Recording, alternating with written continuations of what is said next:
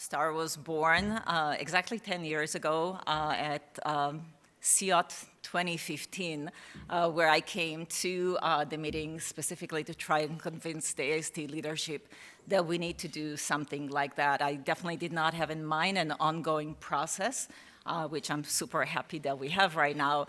But the idea was to take HLA, which I always say is really easy, spell HLA, and you got it, but seemed to be quite complicated when you wanted to implement it into the clinical field. And I had, fortunately, an amazing experience with my clinicians at Northwestern, and I figured when you take the time and put it into a comprehensive way, clinicians can probably better understand what the lab rats are telling them to try to incorporate this into the clinic. So it was really to bridge that gap between the lab and the clinic. To my surprise, it took really well. And the AST leadership reached out and asked, can we do that again? So that's how the whole STAR iterations were born. I was super fortunate to have some really brilliant people on my team. I want to highlight that one person who's looking at his phone right there, Michael Mengel, who really set the tone. And thank you for that, Michael, for the following STAR. So this is what I want to have you guys keep in mind, and with this I'll finish. But Michael oversees a lot of laboratory tests that need to be incorporated into the clinic. And what he made all of us start thinking about is we shouldn't trust the vendors to give us an assay that functions the way we would want it to function. So it's really incumbent on us, and that is true by all the FDA or the CMS or anyone else. It is incumbent on us to make sure that we assure technical validity of the assay. This is where the lab part goes into this. You'll hear a lot about it over time. Only once we have this, we can start thinking about the clinical validity, and lastly, when it comes to your hand, with the clinical utility, how you actually use the results of those assays. So the role of STARS is to help you move along that path. And again, this is our overview for today and the rest of the STARS meetings. Please think about it when you start asking questions, because those are the important steps to take. So with this, Carrie, I'm handing it over to you. Thank you, Anat. I want to really thank the sponsors. This wouldn't be possible without the support of AST. They've done a lot. Mark Terasaki and the Terasaki Research Institute has supported this effort, as well as One Lambda from Thermo Fisher and also Werfren. And also the support of you all. This has really grown over the years, and I don't think this is possible without the feedback from all of you. I want to say, as a clinician, I want to highlight how important this is. As a clinician, it's really exciting to get new tests. I have a lot of people, vendors may come to my office with these new tests, or we see these reports in the literature about some of these new tests, and it's going to tell us our patient has rejection or we need to use this. But it is really important for us to understand the tests that we are using, understand when they're positive, when they're negative, so that we can truly inform our patients. And and also bring this to the other clinicians that we work with who might not be familiar with that. So I feel really passionate about that. So with that, I'm really excited for our first two speakers. Our first session is about the potential of innate allorecognition in kidney allograft damage. We have Maarten Naesens from Leuven in Belgium, and Olivier Thaunat from Lyon in France. Unfortunately, because they weren't able to meet us in person, but they did develop an entertaining video for us to watch, and afterwards we'll have Elaine Reed and Michael Mengel help with moderation. After the session, we'll have 20 minutes for discussion. We encourage in-person discussion. We have microphones, but there's also Slido. So if there's questions that you're thinking about during their talk, you're also welcome to use that. So with that, let's get started.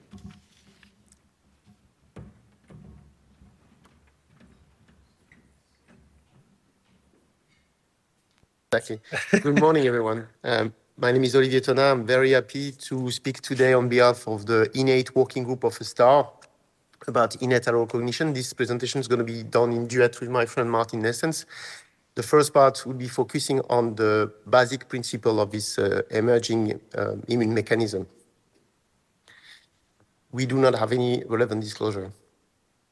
So just as an introduction, I'd like to remind you that the immune system is complex and made of at least two different layers that are interconnected.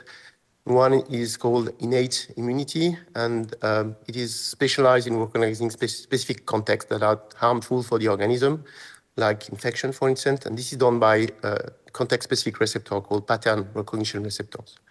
On the other hand, you have a more recent type of immunity called the adaptive immunity that and the effectors of the adaptive immunity, which are the lymphocytes, T and B cells, they are equipped with receptors able to recognize specific antigen, like the BCR for B cells and the TCR for T cells. And of course, when it comes to understand which type of cells are able to recognize an organ coming from a patient, from a donor that is genetically different from the same species, it is logical that the adaptive immune system is supposed to be the main culprit. And in fact, we are all evolving in the prevalent conceptual framework in which we think that rejection is due to the recognition of a new donor-specific antigen that doesn't exist in the recipient and is recognized by the effectors of the adaptive immune system, which are the T cells on one hand and the B cells on the other hand. Because of that, we have two types of rejection in the Banff classification. The first one is T cell-mediated rejection. It is triggered by the direct or semi-direct allorecognition pathways, usually occur within the first 12 months of post-transplantation, and the lesions are interstitial or tubulo-interstitial. On the other hand, an incomplete kind of opposition, I would say, you have the antibody-mediated rejection. This is due to the activation of allospecific B cells that become plasma cells and produce donor-specific antibodies. This is due to a different type of allocognition called the indirect pathways. Can occur anytime post-transplantation, and because these antibodies are big proteins that are sequestrated in the circulation, they can only see the antigen that are on the surface of the vasculature of the graft. And this is why this antibody-mediated rejection is mainly a vascular disease. In this dogma, the innate immunity plays a role in rejection, of course, but later on in the cascade.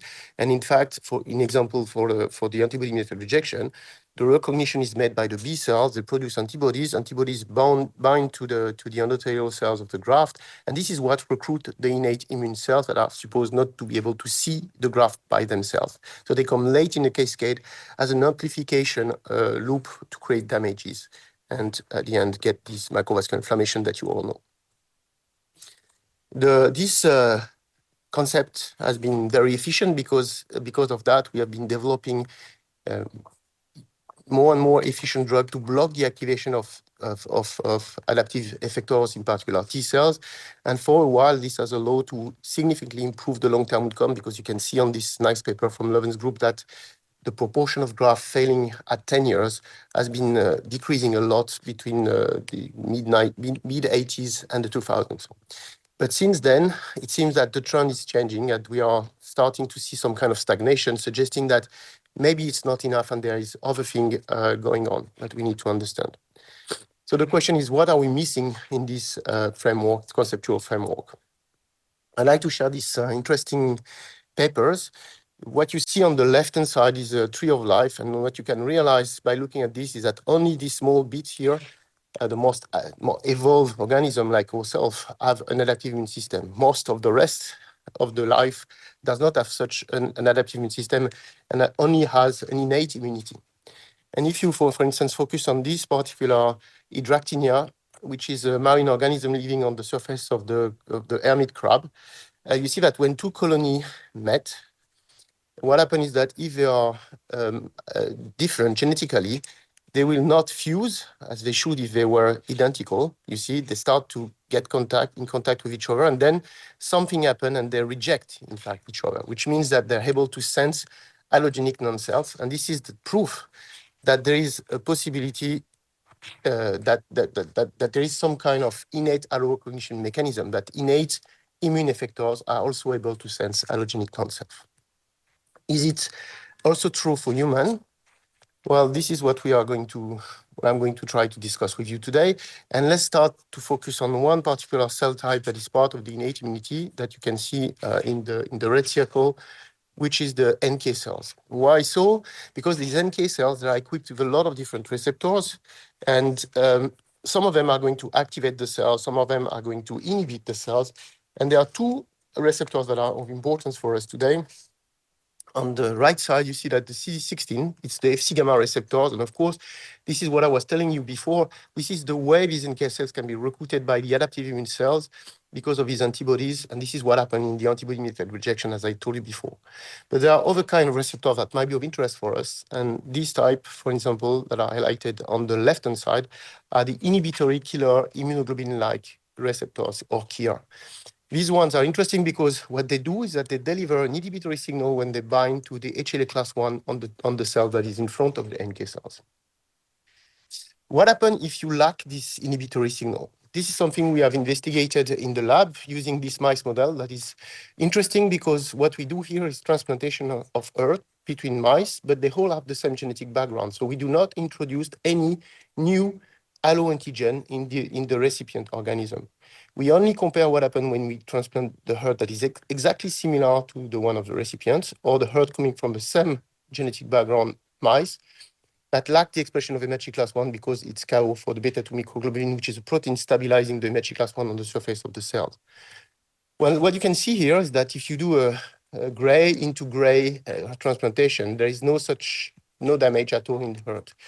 When you do the same, using this time a herd lacking the expression of MHC class 1, what happens is that you see the development of these microvascular inflammatory lesions that really looks like the antibody-mediated rejection, except in that situation, they cannot be donor-specific antibodies because, as I told you before, there is no alloantigen on the donor herd. It's just a lack of MHC class 1 that promotes the development of these lesions. And it's NK dependent because if you deplete the NK cells from the recipients before doing the transplantation, you see you're back to the control level of lesions, no lesions at all. Well, in the clinic in human, it's slightly more complicated because, of course, it is not about transplanting a herd or graft that does not express MHC class 1, donor express MHC class 1. It's just that the MHC class 1 of the donor is different from the one of the recipient. And so to create this missing cells, you need to meet several criteria. The first thing is that the inhibitory KIR needs to be educated, and this is because the inheritance of this inhibitory KIR is completely separated. They are on different chromosomes as compared to the MHC class 1. So you could be in the situation where you don't have an MHC class 1 able to bind to your own inhibitory KIR, which of course would be detrimental if it was not controlled. So there is this education process here that only make the NK cells able to respond to the lack of signal when it is present in yourself. The situation on the right-hand side.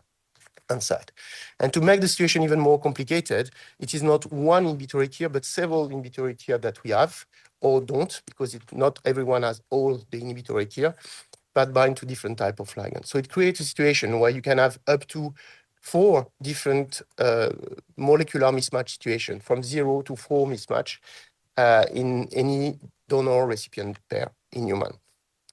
Does it seems to play a role in the clinic? This is something we tried to evaluate in Lyon a few years ago. And when we looked into the patients with microvascular inflammation, because you remember that this is the type of lesion we get in the mice model, some of them had antibodies to explain them, sometimes activating the complement pathway, sometimes without activation of the complement pathway, but the whole antibody-mediated rejection according to the Banff classification. And these red patients here, they had the same lesions as the other one without any proof, any evidence for donor-specific antibodies, whether they were HLA or non-HLA. And when you look at what is happening to the graft survival, you see that the controls that have no microvascular inflammation, no antibodies, nothing, they are fine. The one that activate the complement with an antibody, what we call a complement-dependent timer, has a very bad prognosis. It's an intermediate prognosis if you have an ADCC-dependent IMR because you have antibodies that do not activate the complement. It's exactly the same picture for the people that have this macrovascular inflammation without antibodies. And when you look into these molecular missing cells I was describing a slide before, you see that it's much more frequent in these red patients than in the green patients, which is an indication that it might be the reason why they develop this macrovascular inflammation. And you will see later by Maarten, all this clinical evidence have been moved forward. So what I try to say about this NK allocognition missing self is that, in fact, you can activate the NK by different pathways, either after adaptive allocognition and generation of donor-specific antibodies through the CD16 Fc gamma receptors, or by the lack of inhibition, which is a complete different process. It's not a recognition of a new antigen, it's the lack of an antigen that should be here and is not. And this time it's innate allorecognition. But in both cases, it is the same final common pathway that is triggered and the same exact lesions that you will see under the microscope, and even if you do transcriptomic analysis. More importantly, these two mechanisms can coexist. You can have both the lack of yourself and the antibodies, which makes the rejection worse. And again, this is going to be covered by Maarten a bit later. Just briefly, I want to mention that not all the patients have this missing cells, and NK cells have a lot of different receptors. So there are many other reasons for NK cells to get activated by a graft, and it's only the beginning of the story of this innate allocognition. There might be more than inhibitory here. I will skip these slides in the interest of time, just for you to remember that if you're interested, you can look at this review where we explore the different mechanisms that might be involved and needs to be explored. Very briefly, I'd like to say that NK cells are not the only immune cells in the innate immune system. You also have the monocytes. These monocytes are equipped with different types of receptors, and the group of Fadilakis has been working over the last decades in trying to understand if monocytes were able to follow cognition. And in fact, it seems that they are. This is due to the fact that the SIRPα is a polymorphic molecule that can bind with more or less affinity to CD47 that is not polymorphic. When the two SIRPα from the donor and the recipients have the same ability to bind to CD47, the positive and negative signals that get the recipient monocytes leads to a balance with no response. But when you create an unbalance of this by grafting an organ that express a high affinity SIRPα into a recipient that have a low affinity SIRPα, then suddenly the monocytes of the recipients get more activating signals, differentiate into macrophage monocytes DC, produce cytokines and activate T cells and lead to rejection. This has been nicely demonstrated in this mice model by Fadilakis group and Aravin Cherukuri, where you see that if you do a high into low, this is kidney transplantation in mice, from a donor that is high SIRPα into a recipient that is low SIRPα, you see these inflammatory infiltrates and this fibrosis. If you do the same genetic mismatch, except that the SIRPα is the same in the two recipients and donor, you don't get this inflammation and these lesions. And if you go back to the first model, but you remove the 47, which again is the receptor for SIRPα, no lesions at all. It seems that the situation is, of course, even more complex than that, because monocytes do not only express SIRPα, they also express other types of receptors, including the PIR-A and PIR-B in mice, which are the autolog of LILAR receptors in human. And these molecules, they can bind to MHC class 1. And in a nice paper published by Loven's group, what was shown is that when we do single-cell RNA sequencing of a biopsy of a transplant, you do see the infiltration by monocytes. And these myeloid cells, they express the LILAR-B receptors that indeed can bind to HLA class 1 molecule and also other type of ligand. So this is an indication, again, that this might play a role, and it's a bit, for the moment, a bit complex to understand how much of these two different types of activation play, together, are interconnected. I'd like to finish on this because I've been quite long. I think that my take-home message is quite simple. We need to consider beyond the adaptive allocognition that is well known and already quite complex, that there is a possibility for innate immune cells to directly recognize allogenic non-cells, which trigger a different type of rejection. And what is interesting is that this seems to do it not by recognizing something new, but recognizing the fact that something that should be here is not there, at least in the case of missing cell. It's your turn. Thank you so much, Olivier, for this very nice presentation of the of the background of the immunology of, on one side, missing self and NK cell activation, on the other hand, myeloid allorecognition. So my task here is to try to translate that to clinical importance. Olivier already showed this slide where indeed in Lyon it was demonstrated that missing self is associated in these, let's say, selected cases with graft outcome, with microvascular inflammation. But in Leuven, we were then able to, in an unselected larger cohort of 924 patients, demonstrate the gradual association between the number of missing cells and the risk of microvascular inflammation. And very recently, the team in Basel and Vienna have been able to demonstrate exactly the same significant and independent association in an unselected cohort between missing cells and the risk of microvascular inflammation. It's noteworthy that in Leuven and Basel, we do not see associations with graft outcome on the long term in these patients. As Olivier also said, there might be cumulative effects of donor-specific antibodies and missing self, and this was exactly what was observed in the Leuven cohort. The dark blue line illustrates that when you have both present, the risk of MVI is much worse than when you have only missing self or only donor-specific antipositivity, so showing that cumulative effect. And the same was actually observed in the cohort of Lyon, where they also showed exactly the same association of presence of both risk factors together with worse outcomes. The question now is how can we move this forward towards clinical utility? And it's really important to stress that the three studies that we highlight, Lyon, Basel, and Leuven, they're all Western European, relatively homogeneous ethnicity cohorts. And so further validation is really necessary. But as Olivier has illustrated, the validation should be done with a consensus definition of what is genetic missing self. And for that, you need not only the HLA genotypes of class 1, but also the inhibitory genotyping. And so we need to embark on this common definition of missing self, to not have literature that goes in all directions because of different definitions used. The second thing that we want to highlight is that the associations that we have seen are with MVI, but the specificities of these associations are not yet detailed sufficiently. Larger cohort studies are needed to validate that further. Another question clinically is, for instance, when we have cases of microvascular inflammation without donor-specific antibodies, how many of such cases could be explained by missing self? Again, the studies that have been done until now is a bit difficult to assess that in detail. So larger scale studies that are really necessary for that. And ultimately, what is really important is there any clinical utility for this evaluation and genotyping of inhibitory key receptors and the definition of missing self for instance, risk stratification in clinical practice?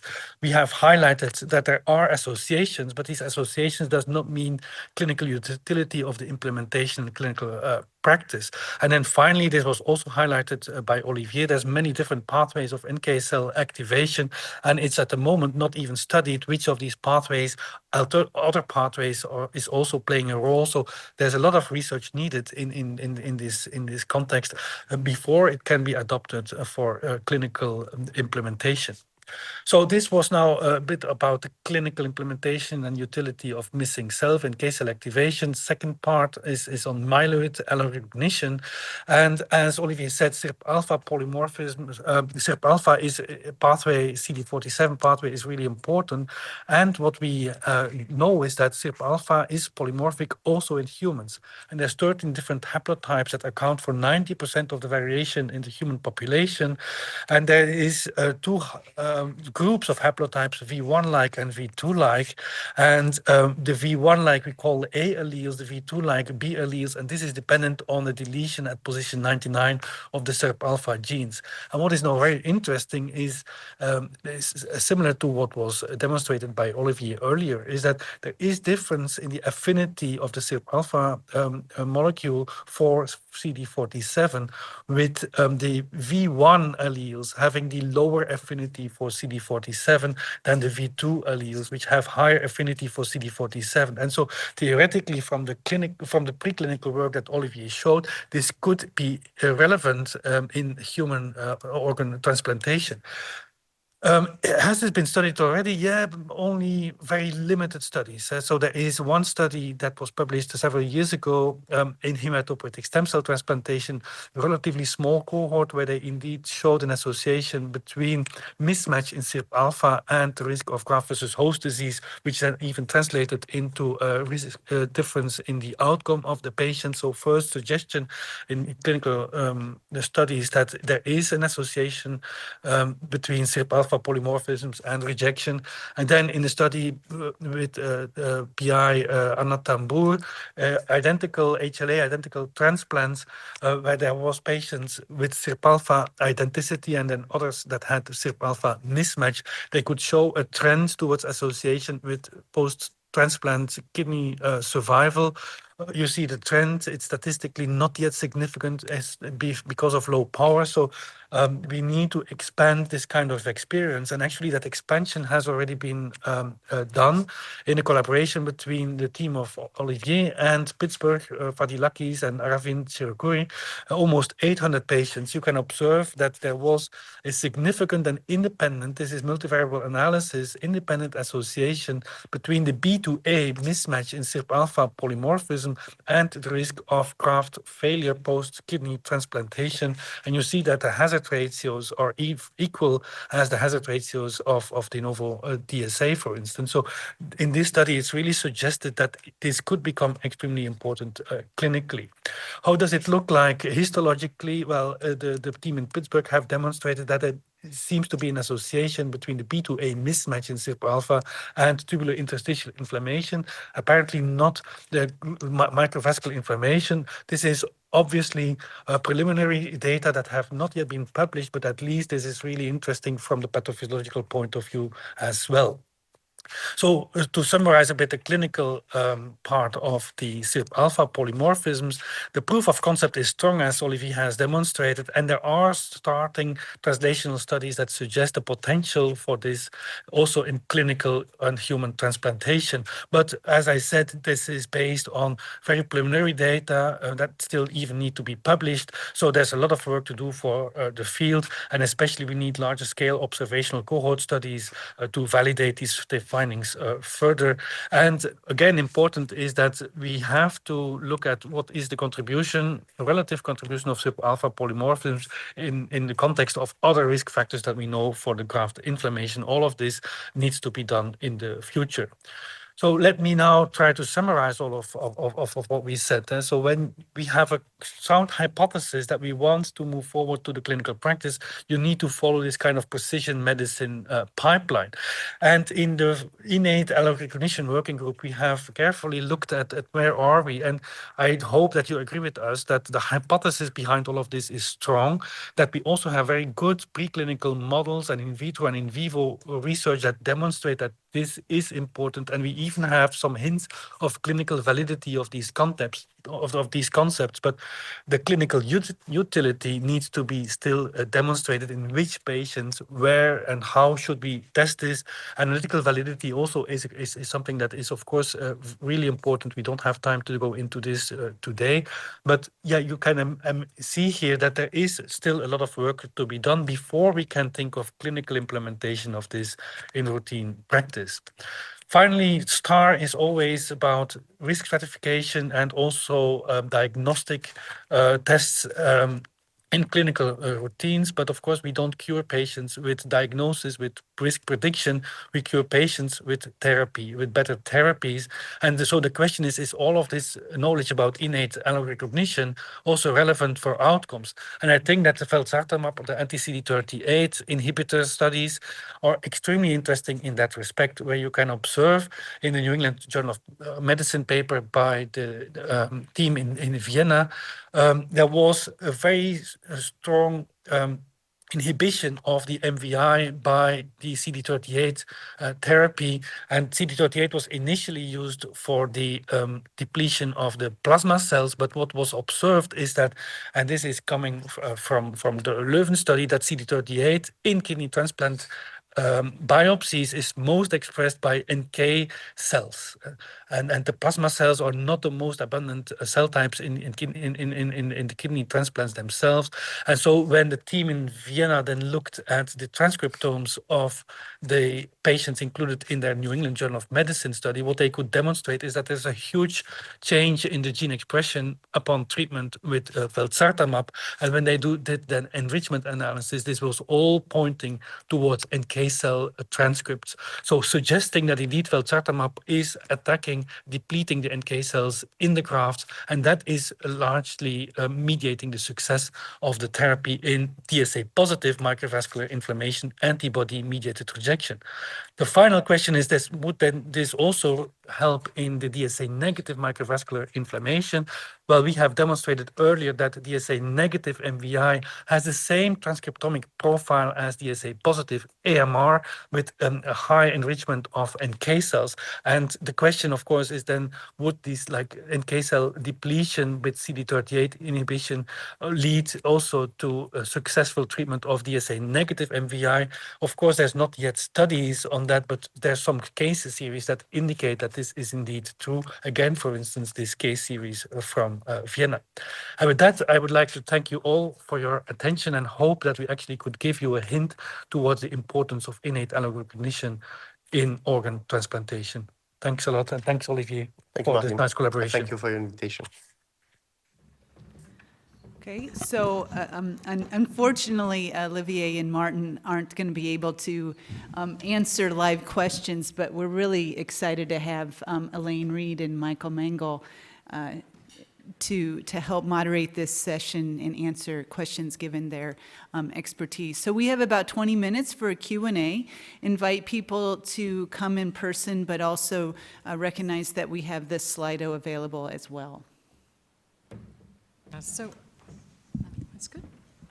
Sure. No. Okay, did you want to say something? I wanted to start with questions, but please. Okay. No, I was just going to invite the audience to kind of give us your thoughts about this. I guess probably most of you are sitting there going, this is very provocative, right? Thinking about these pathways, these mechanisms in rejection that we haven't formally looked at before. We haven't really thought about it. And by the way, you can see it's really in research stage right now, not in the clinic, and certainly not in our laboratories testing. And I don't know how much in diagnostics we're doing in pathology for this at this time either. So I think this is a great opportunity to discuss next steps. What should we be doing in the future to take this information and try to explore the role of the NK cells and missing self and these allogeneic genetic polymorphisms in other receptor ligand pathways that might be relevant in rejection. So I think we're going to start off. Do you want to start, or do you want Nicole to go there? Okay, go ahead, Nicole. Great. Yeah, I just wanted to jump in with this discussion and point out a fact that many solid organ transplantation physicians may not know, which is many HLA labs are already doing KIR genotyping in support of hematopoietic stem cell transplantation. So this is one of those interesting settings where we actually already have the test, which is being used in a different clinical application. And now there's a new possible theory to how it could contribute to rejection and risk stratification. So instead of having the basic scientists bring us something new and then we have to develop a test, actually the test already exists, which is great.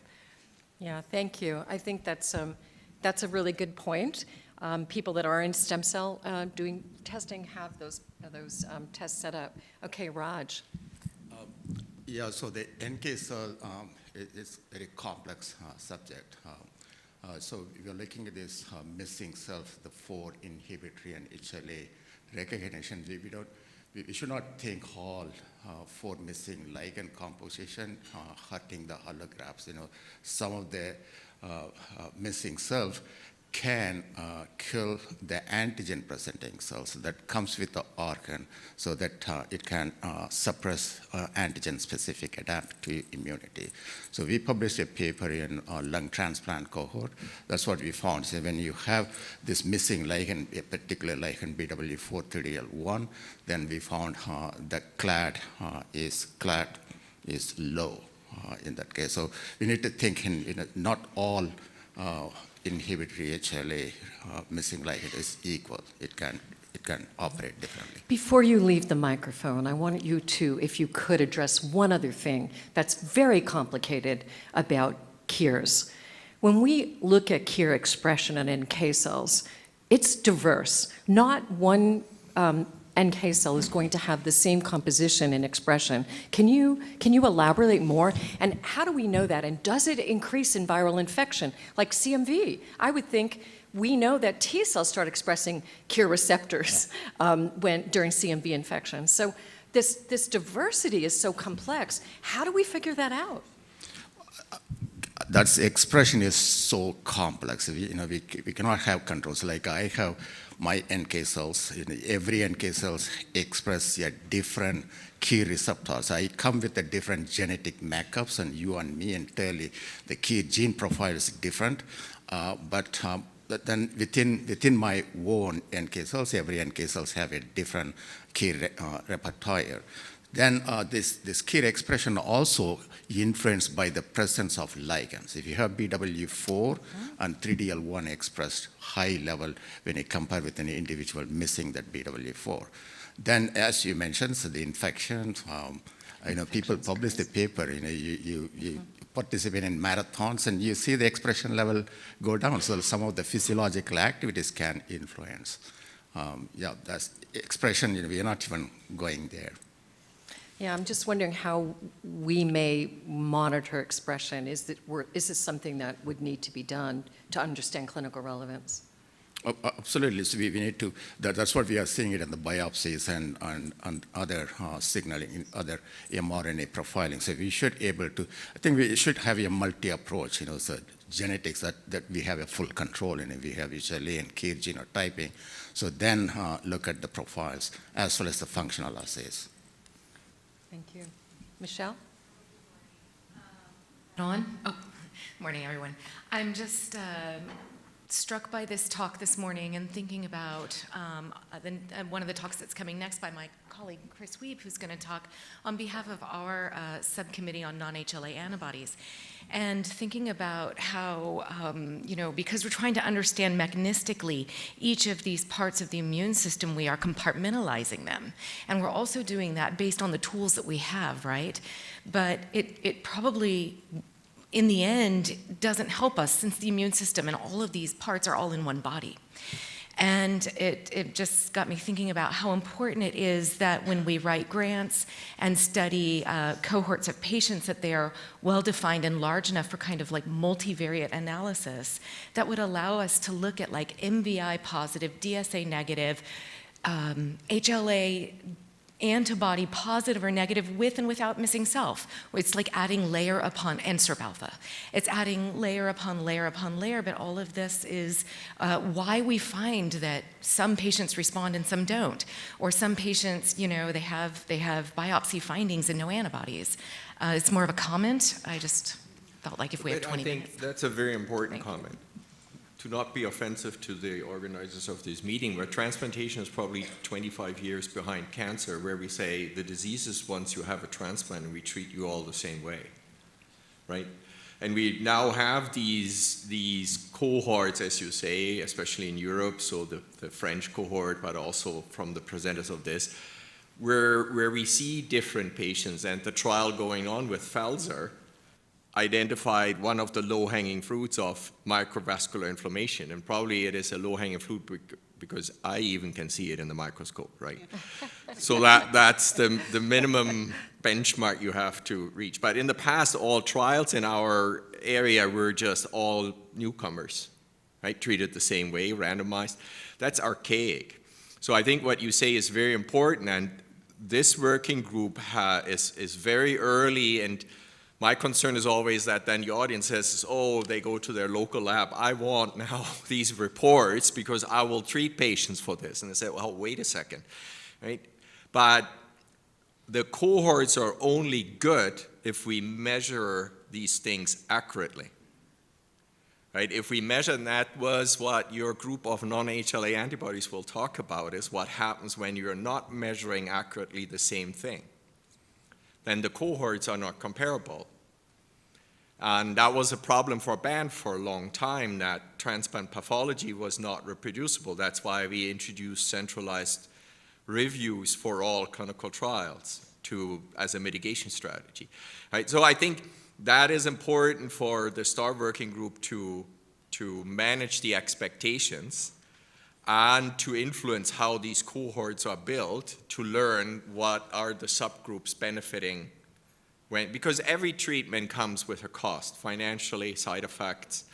And when you treat the wrong cohort, at best it's only money wasted, right? And the worst is that you cause side effects without effect, as we all know.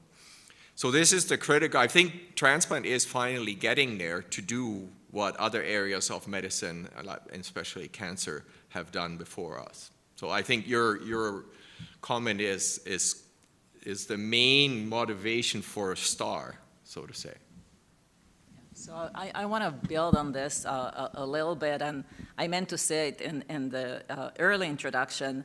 Michael and now Maarten really emphasized the collaboration that we have between STAR and Banff, and we are trying to learn from Banff a lot about those things, and we started with focusing only on HLA, and now we're expanding on other things. So I guess a question to both of you, from the lab perspective, the experience that we got from Banff, the experience that we had in HLA over all the years, kind of like trying to learn things, going back, nomenclature, and so on and so forth.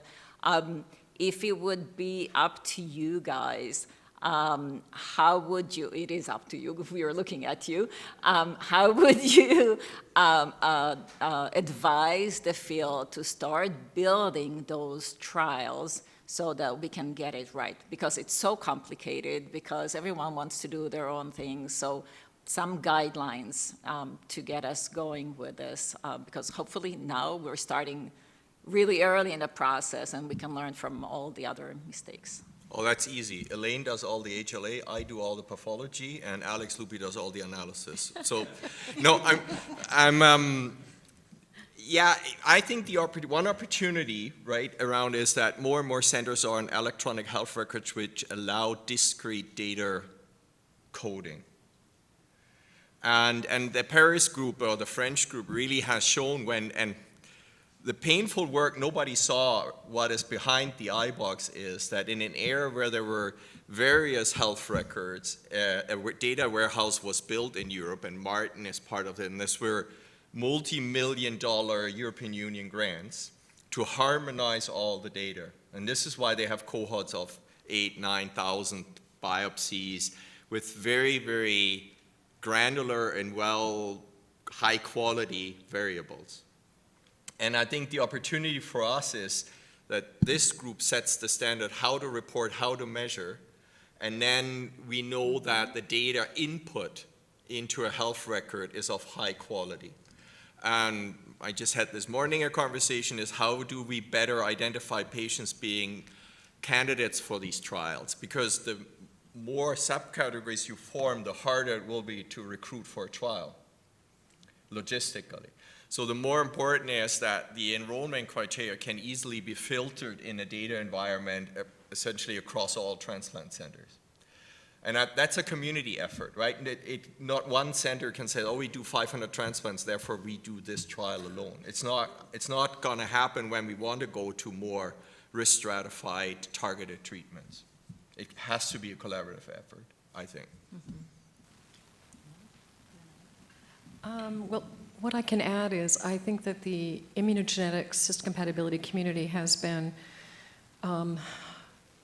very influential in standardization, and STAR is really, kind of epitomizes the success of the immunogenetics laboratories worldwide, the histocompatibility workshops.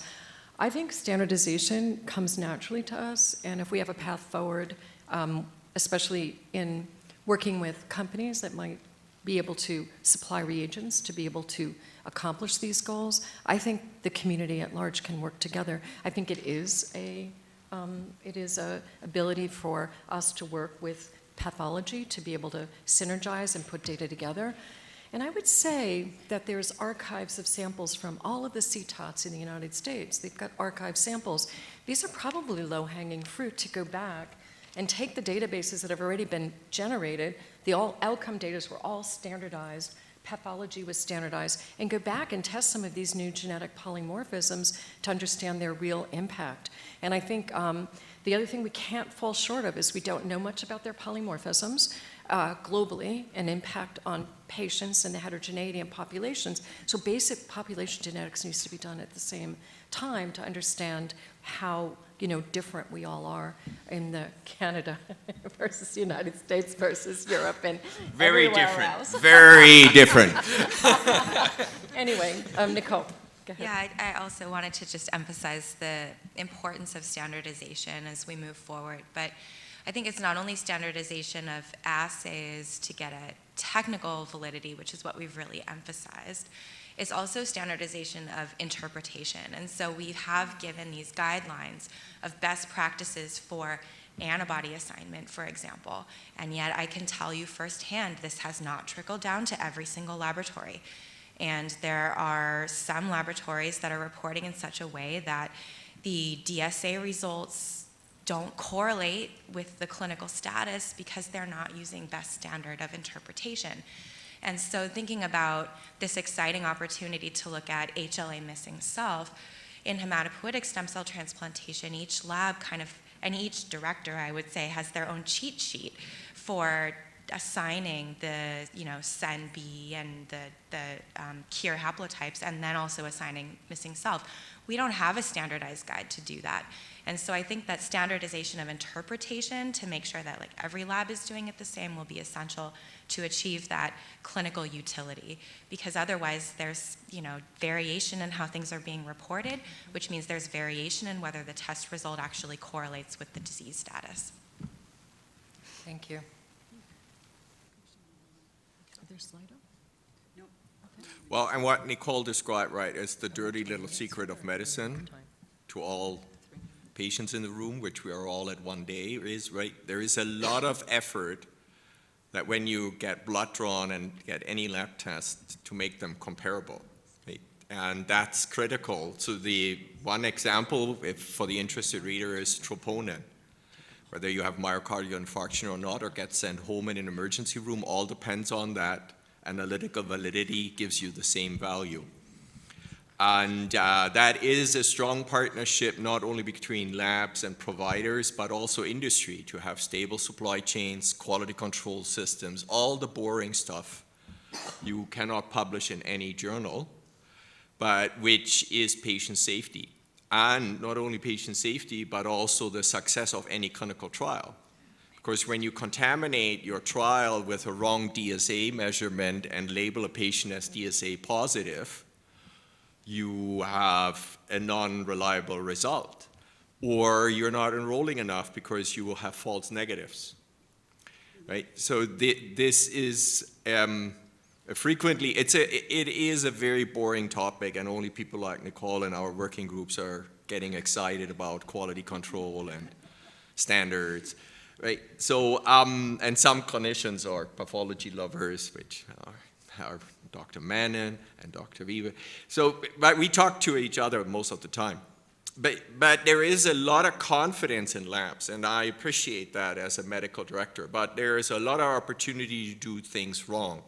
And to do this at a large scale we are discussing here, it really requires the partnership of the industry partners, the laboratories, and the clinicians being aware of this, right? So buyer's awareness that your lab might have a challenge, or when you position yourself and support each other. I think that's a big theme of what STARS also tries to accomplish. Thank you. Well, I know we have some industry partners here in the audience. Is there any thoughts from the industry about this moving this sort of novel approaches forward with respect to looking at missing self and SERP1 alpha polymorphism? Are you talking about it in the industry at your meetings? Anybody here want to talk about it? I know HiBio's here, and they've been talking about the role of NK cells, particularly in their CD38 therapy.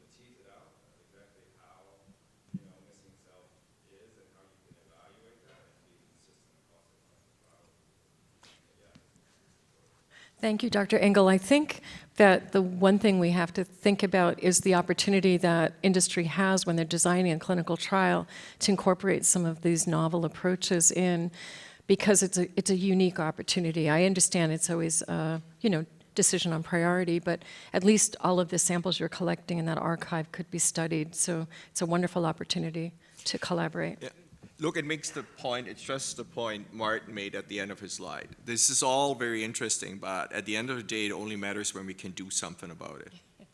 I'd say the key teaching of every resident in pathology and clinical rotation is only order a test when you knew what to do with the result, right? And maybe it's a moot point because your drug works for any microcirculation wonderfully, right? But I think piggybacking on these trials to have that learning in that controlled environment where you can see the effect is critical.